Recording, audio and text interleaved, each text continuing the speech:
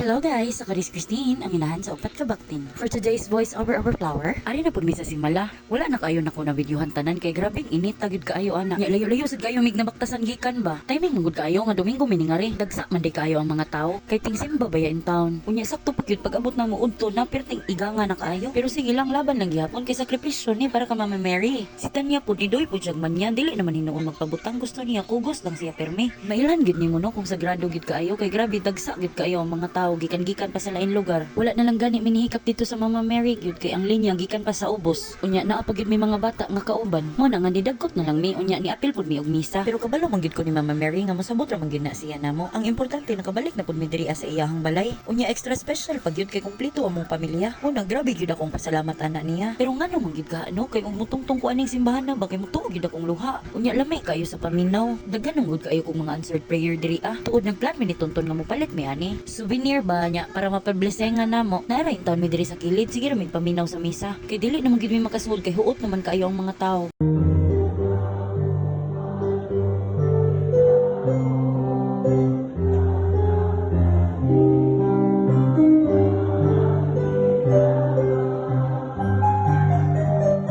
Padulong na mig uli ani sakto sad kay human ang misa unya gipanggutom na in town mi. Gi-fast forward na lang in town ako ang video kay wala na gid ko ka video. Nagsuri-suri mi diri ni Tina sa kolon kay nangita mi ba ungon say pwede na mo mapalit. Pagkagabi ana amo na lang yung gisulit nang lakaw na sad mi kay makakita akong igsuon. Bag-o magud siyang naog gikan sa barko. Unya sakto sad kaayo ba kay diri nagpuyo iyang pamilya. Diri mi niya gilibrihan og dinner. Mo na siya akong igsuon, ikaupat na siya unya ako ikalima ko kami ang nagsunod. Siya pud akong igsuon nga grabe kaayo na siya ka stricto sa una sa katong daga pa ko.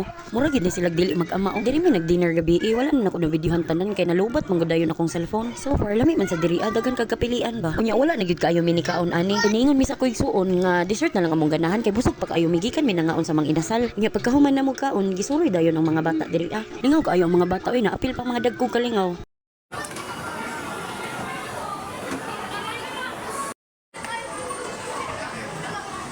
Oh, di ba? Mas nalingaw pa ang amahan kaysa sa mga anak. Ihaging nan si Tina nga tudluan ko nun niyag bilyard. Kay si Tonton manggod wala na siya talent sa basketball pero ingon ani gani mga bilyard kamao kayo na siya. Mo nang gusto niya usa sa iyang mga anak makuha sa iyang mga anak ang iyang abilidad.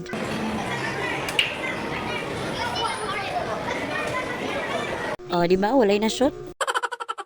Suwig pa buang ni Tina kay masumbagan gid ka.